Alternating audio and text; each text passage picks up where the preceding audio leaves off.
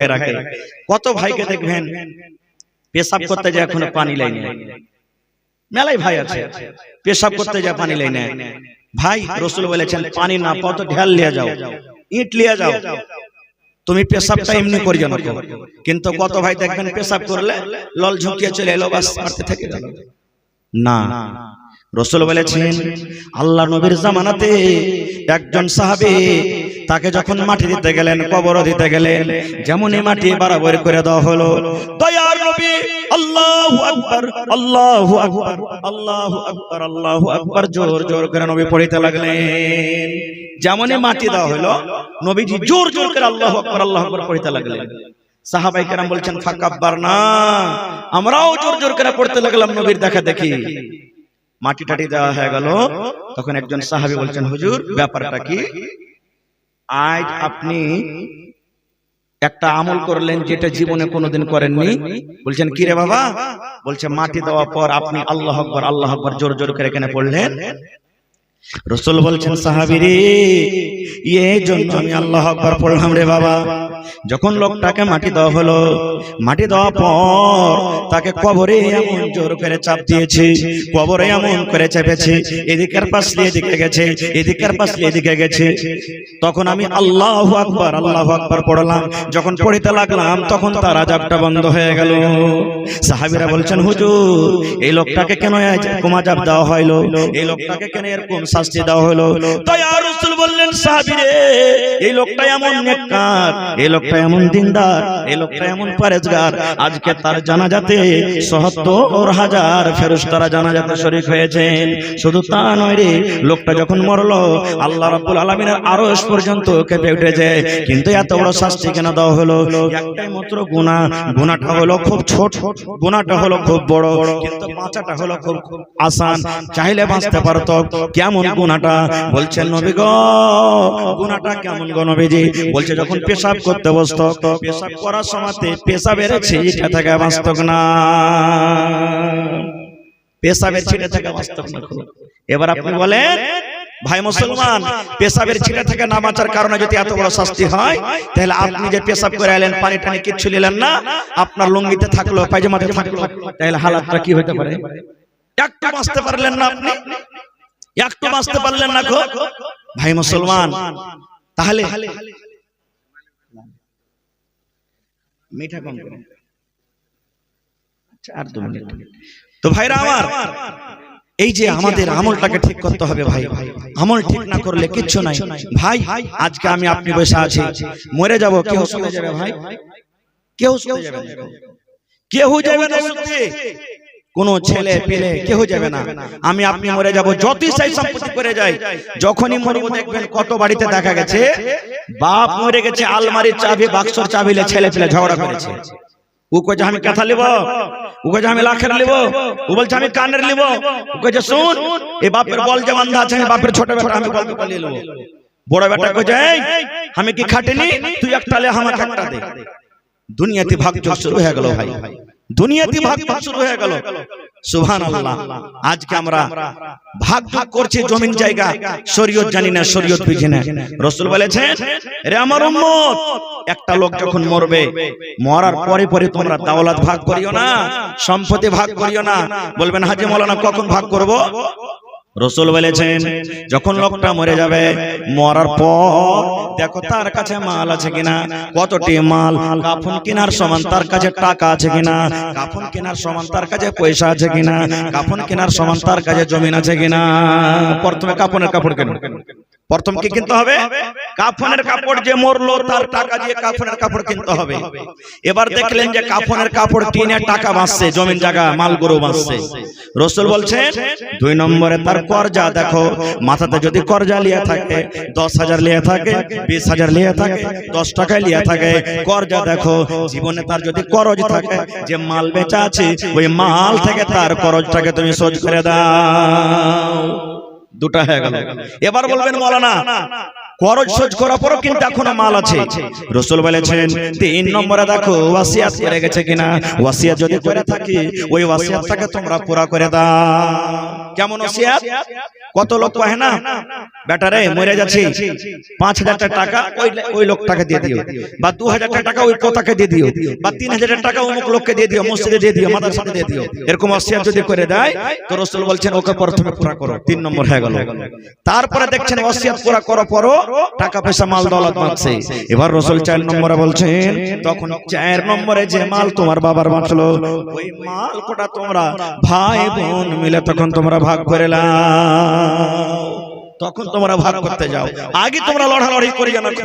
তো ভাই রে আমার মায়েরাকে বলবো, মা গে খালা গে বোন রে, আল্লাহ রাসূল বলেছেন গে মা যদি জীবনে বেঁচে থাকা কালে 4খানা কাম করতে পারেন গে মা, রাসূল বলেছেন কিয়ামতের দিন জান্নাতের 8খানা দুয়ার খোলা হবে, যেই দুয়ার দিয়ে ইচ্ছা জান্নাতের ভিতরে চলে যাবে।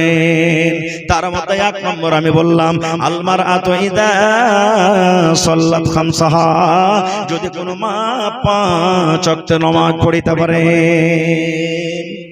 নামাজটা কত বড় ইবাদত জানেন? একটা হাদিস বলি আপনাদের সামনে, মাওলানা বসে আছেন জিজ্ঞাসা করবেন।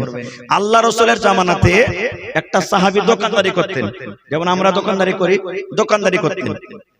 এবার একটা মহিলা দোকানে সয়দা কিনতে গেছে, খাজুর বা কিছু কিনতে গেছে, তো যেমনই কিনতে গেছে তো সেই সাহাবী ধইরা সেই বেটি ছেলেটাকে চুমা খেয়ে নিয়েছে। বুখারী শরীফের হাদিস, মিশকাতে দেখবেন কিতাবুস সালাতের প্রথম হাদিস, চুমা খেয়ে নিয়েছে। এবার আমার আপনার মতন তো লয় যে গুনাহ করে দুনো ডাইন বাই দেখছি কি হতো দেখতে পেলেন না দেখতে পেলে যাক আলহামদুলিল্লাহ খুব ভালো হয়েছে। সেই সাহাবী ছিলেন, চুমা খাওয়া হয়ে গেল 9টা 10টা 11টা 12টার টাইম। ওরে আল্লাহ, সাহাবের ভিতরে বেচেনি শুরু হয়ে গেল। আল্লাহ করলাম তো করলাম কি, একটা পর বেটি ছেলেকে আমি চুমা খেয়ে নিলাম, একটা পর বেটি ছেলের গায়ে আমি হাত দিয়ে দিলাম, পর বেটি ছেলেকে আমি ধরে চুমা খেয়ে নিলাম। আল্লাহ আমার তো গুনাহ হয়ে গেল, পাপ হয়ে গেল। না না কি করব, কেউ দেখতে যদি না পায় আমার আল্লাহ দেখছেন।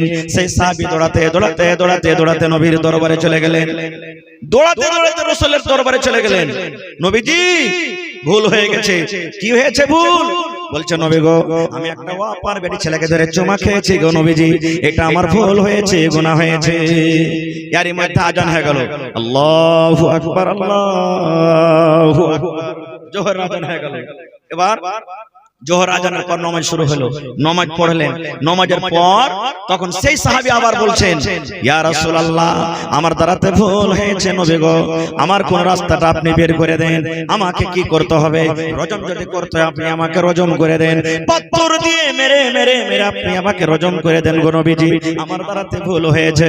এবার নবী তখন তাকে বলছেন হে আমার সাহাবী, তুমি কি আমাদের সাথে নামাজ কি পড়লে না?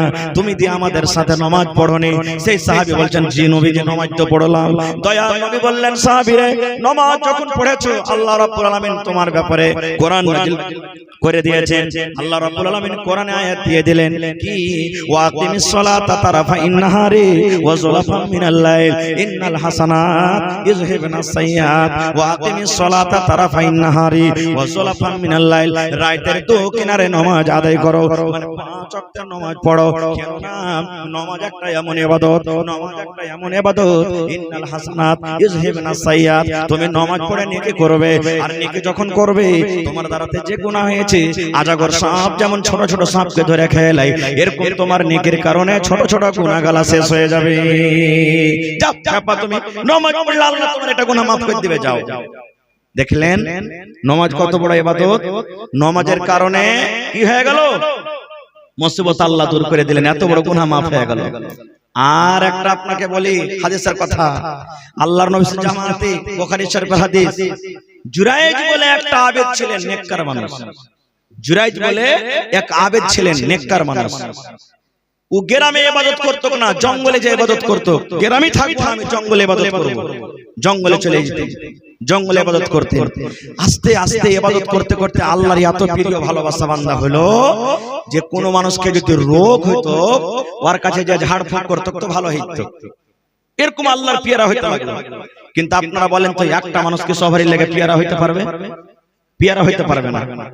100টা মানুষের মধ্যে হয়তো 50টা মানুষ আমাকে ভালোবাসে, 50টা আপনাকে ভালোবাসে। আল্লাহর নবী সবারই লেগে ভালো হইতে পারেন, তা আমি আপনি কি? আল্লাহ রাসূল যদি সবারই লেগে ভালো হইতে পারতো তো ওর চা ছাই মানাতো না? নাকি? হ্যাঁ, তো ইবাদত জঙ্গলে করছেন। এবার কিছু লোক তখন বলছেন যে শালা জুরাইজ ঝাড়ফুঁক করছে, ভালো হচ্ছে, সব নাম তো খুব কমিয়ে নিলে, থাম, একে বদনাম করব। কেমন বদনাম করব? তো একটা বেটি ছেলেকে ডাকা হলো, বুখারী শরীফের হাদিস। একটা বেটি ছেলে, সুন্দর খুব বেটি ছেলে, তাকে ডাকা হলো। তখন বলছে যে তোকে একটা কাজ করতে হবে। লোকেরা মিলে বলছে তোকে একটা কাজ করতে হবে, আর তুই যা চাইবি তাই তোকে দেব। বলছে কি কাজ? বলছে ওই জঙ্গলের ভিতরে যে জুরাইজ নামে একটা লোক আছে, আবেদ, ইবাদত বندگی করে, ওকে যে কোনো হালাতে হোক নিজের জালে তোকে ফাঁসাতে হবে। এটাই কাজ, আর কিছু করতে হবে না। তখন মেয়ে লোকটা বলছে যে এটা তো আমার বাঁয়া হাতের খেল। আল্লাহকে যত রূপ দিয়েছে না, এক কিছুতে একবারে একটা চোখের পলক মারার পর যে আমার কাছে এলো না এলো। সুবহানাল্লাহ। কারণ মায়ের লোককে আল্লাহ চিনমুখলাহা করেছে নাকি? সুবহানাল্লাহ। এমনি কথাতে কথাতে বলে না, বাহিরে বাহিরে বড় বাবু আর মায়ার কাছে সবাই কাবু, নাকি? দুনিয়ার মানুষকে কেউ বুঝাতে পারবে না, এক মৌলবি আর এক মৌলবিকে বুঝাতে পারবে না, এক মোড়ল আর এক বুঝাতে পারবে না, এক উকিল আর এক উকিলকে বুঝাতে পারবে না। কিন্তু ওই উকিলকে, মৌলবিকে, মোড়লকে বুঝাতে গেলে আর স্ত্রী ওর জন্য কাফি। এটা হাদিসের কথা, রাসূল বলেছেন। তো বলছেন যে মায়ের লোকটা যে আমি পেরে নেব। বলছে ঠিক আছে, তো কি করতে হবে? বলছে আমাকে তোকে দুটো সামান দিতে হবে। মহিলাটা বলছেন কি? বলছে একটা তলোয়ার দাও আর একটা 2.5 বছরকার ছেলে দাও আমাকে। বলছে কি করবে? বলছে কি করব, আমার কথা, এটা ছেড়ে দাও, তোমরা দাও। একটা তলোয়ার আর একটা ছেলে দিয়ে দিল। এবার ওই দুটো জিনিস নিয়ে চলে গেল জঙ্গলের ভিতরে জুরাইজের কাছে। এবার সুবহানাল্লাহ, তার আগেকার ঘটনা আপনাদের সামনে বলছি। ওই জুরাইজের ছিল কিন্তু বাড়িতে একটা বুড়ি মা। জুরাইজের আবেদের বুড়ি মা ছিল। দেখেন, বেটা যখন দেশ বিদেশে থাকে মার দিল কাটে, ছেলের অতখানি কাটে না যতক্ষণ মার কাটে। একদিন মা, বুড়ি মানুষ, লাঠি নিয়ে টুকটুক করে হাঁটতে হাঁটতে হাঁটতে চলে গেছে বেটার সাথে দেখা করার লেগে। দেখা করতে চলে গেছে। আর ওই সময়তে কিন্তু ওর বেটা নামাজ পড়ছে জুরাইজ। মা বলছে বেটা দেখা কর, কথা বল, আয়, কতদিন থেকে তোর সাথে কথা বলতে পারিনি, আয় কথা বল। এবার নামাজ পড়ছেন। নামাজ ছেড়ে দেখা করতে গেলে গুনাহ হবে। এবার জুরাইজ বলছেন আল্লাহ জি, আমার মা আমাকে ডাকছি আর আমি তোমাকে নামাজে ডাকছি, আল্লাহ কার কথা শুনবো? যদি নামাজ ছেড়ে দিই তুমি নারাজ হয়ে যাবে, আর মার কথা না শুনি হয়তো মা নারাজ হয়ে যাবে। আল্লাহ এখন করব কি? এবার মনে মনে বলছেন না, মার সাথে পরে দেখা করব, আমি নামাজটা পুরা করে নি। নামাজ এখন পড়েলি। নামাজ তো খুব লম্বা লম্বা না পড়তেন ওরা, খুবই লম্বা লম্বা নামাজ পড়তেন। রাসূল বলেছেন মা দেখে দেখে বাড়ি ঘুরে চলে গেলেন, কাল আসবো ফির। তারপরের দিন ফের মা এসেছে, দেখছে তো ওই টাইমে ওর বেটা নামাজ পড়ছে। এবার মা বলছে বেটা রে, আমি বড়ি মানুষ আসতে পারি না রে বেটা, কত কষ্ট করে তোর সাথে দেখা করতে এসেছি। ও বেটা জুরাইজ, আরে বেটা আমার সাথে আজ কথা বল রে বেটা, আয় তুই আমার কাছে আয়, কথা আমার সাথে বল। সেই দিনে বলছেন আল্লাহ, মার সাথে আমি দেখা করব না, আমি তোমার সাথে কথা কহব। আবার বলছেন নামাজ পুরা করলে তো মার সাথে কথা কহব। নামাজ পড়তে না পড়তে মা এবারও কিন্তু বাড়ি চলে গেলেন।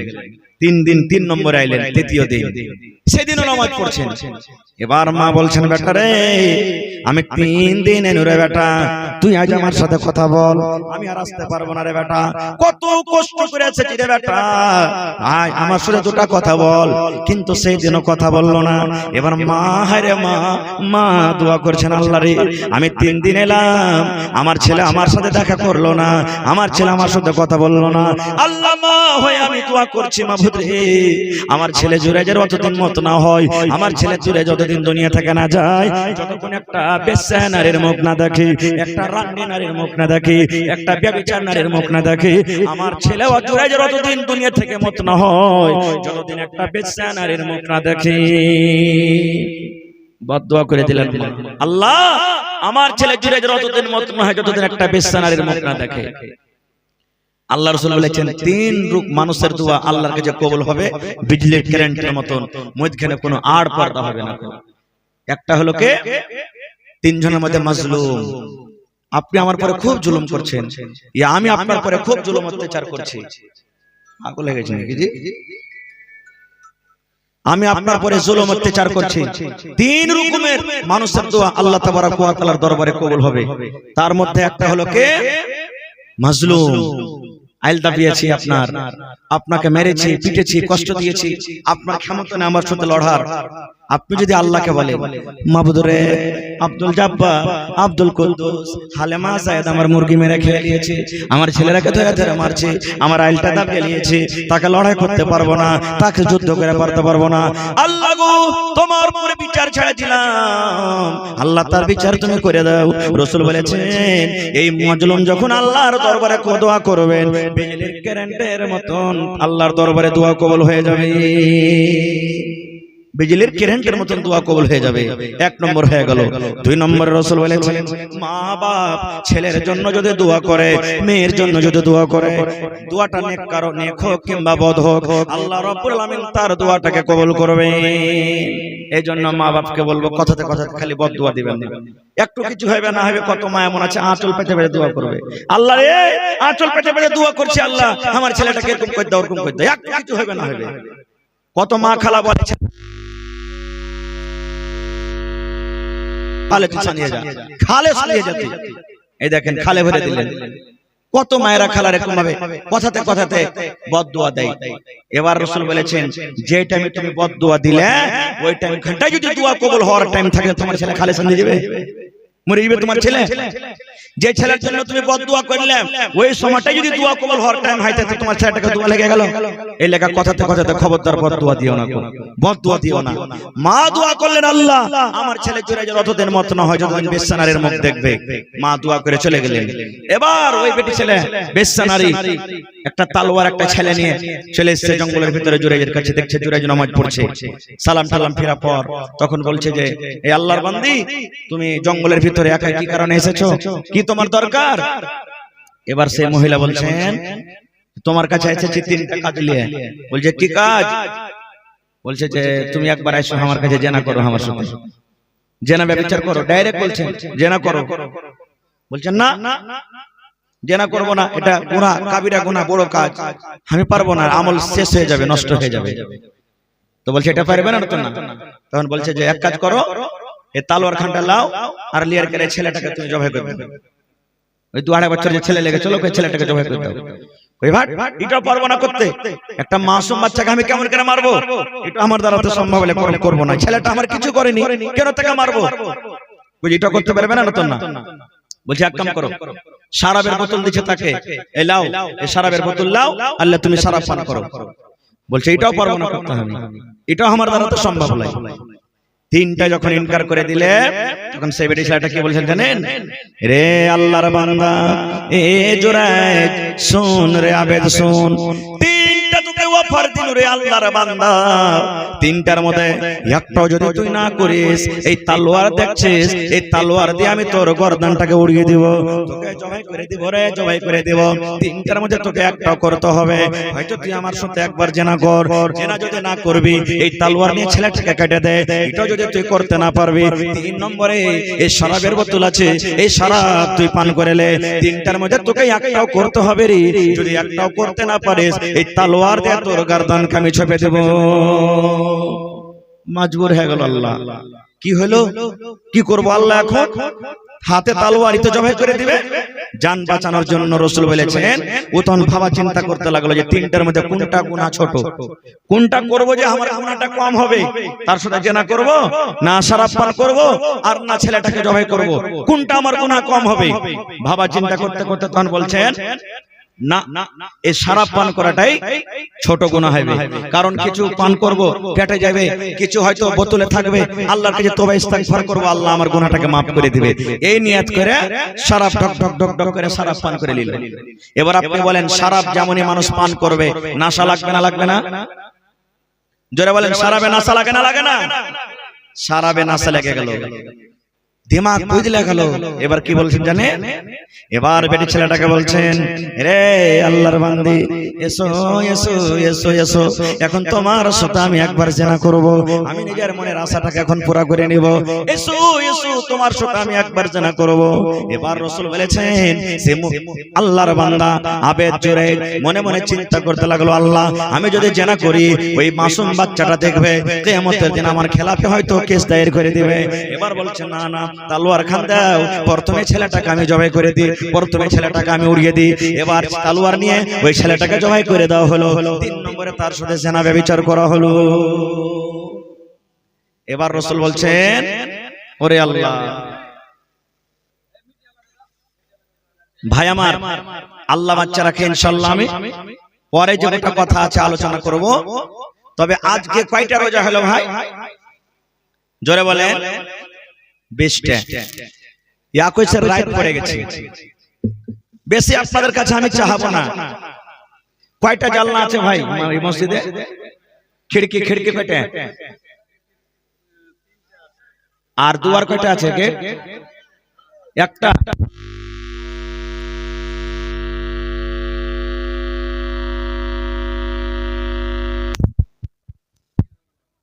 चारटा खिड़की।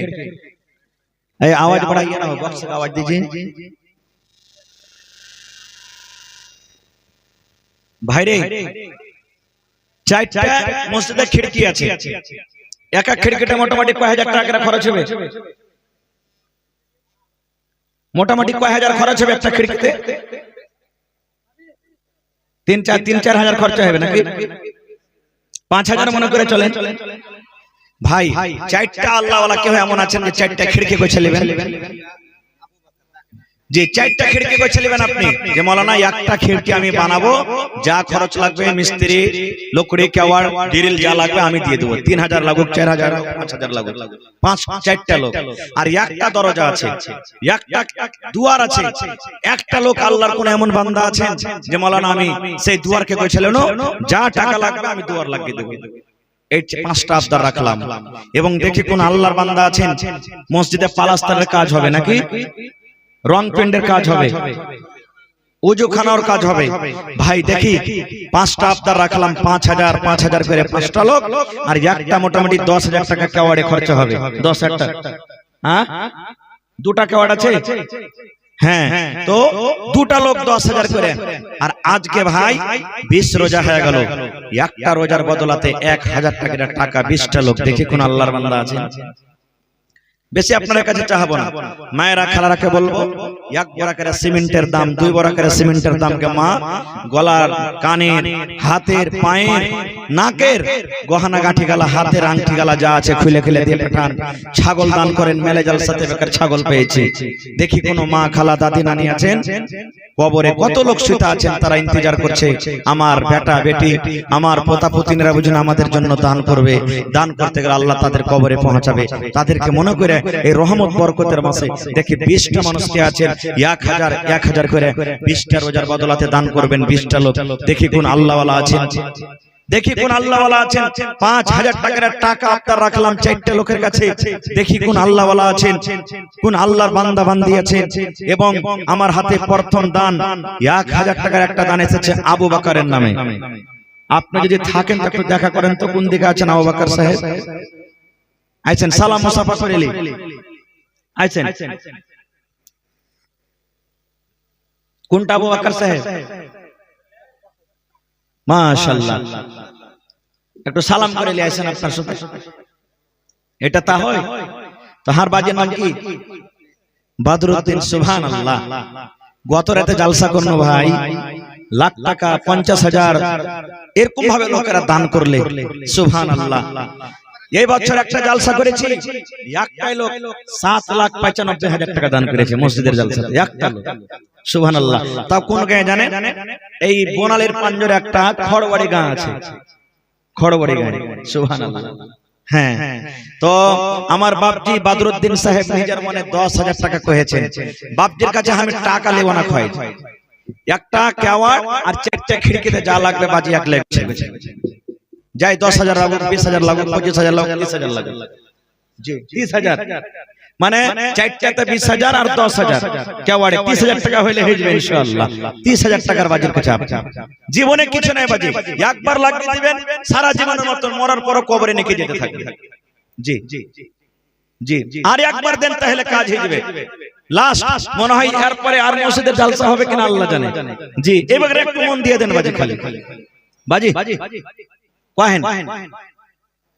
10,000 তো কহেছেন আপনি বাজি, শুনেন না, একটু কথাটা রাখবেন না? আর 10,000 টাকা করে দেন ভাইজান, দেন আল্লাহর রাস্তায় বাজি গো। পহেলা নম্বর দান হয়ে গেল। নারে তাকবীর। হাজি ভাই এখন আছে নাকি?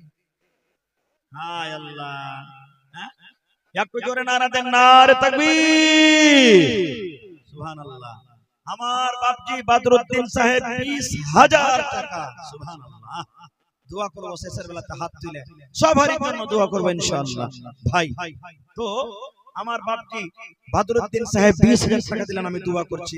এবার আবু বকর নামে 1,000 টাকা এসেছে না এখানে, এটাকে দিলাম না আকবর আলী সাহেব। আকবর মানে সব থেকে বড়, 1,000 টাকা দান করেছেন।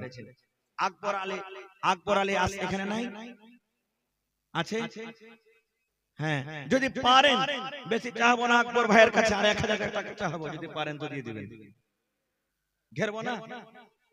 আচ্ছা, বেটের বিয়ে আছে, আচ্ছা জামানা এমন হয়েছে, বেটির বিয়ে যদি দিতে বাপ তাবাহি, জামানা এমন হয়ে গেছে ভাই, সুবহানাল্লাহ। জি আচ্ছা, কিছু লোক দান করেছেন, হ্যাঁ ওই দানগুলা নাম বলছি, যেমন বাদশাহ এক কাঁসার থালি, জাব্বার 200 টাকা, নিজাম গিলাস চামচ, জি নুরুল হক 110 টাকা, শাবানা দাদা 100 টাকা, শাকুর 100 টাকা, তৌফিকের মা 150 টাকা, শাফিক 500 টাকা, জাব্বার বাক্সাঘাট 500 টাকা, সিরাজুল 500 টাকা, তৌফিক 100 টাকা, আমার মন্ডলের স্ত্রী 300 টাকা, মাশাআল্লাহ, সাকিব 500 টাকা, তাসলিম 50 টাকা, রেজাওয়ালের স্ত্রী 250 টাকা, শোকরদে 200 টাকা, তাহেরার মা 50 টাকা, জাহাঙ্গীর 200 টাকা, শাহজামালের মা 100 টাকা, মুজাফফর 100 টাকা,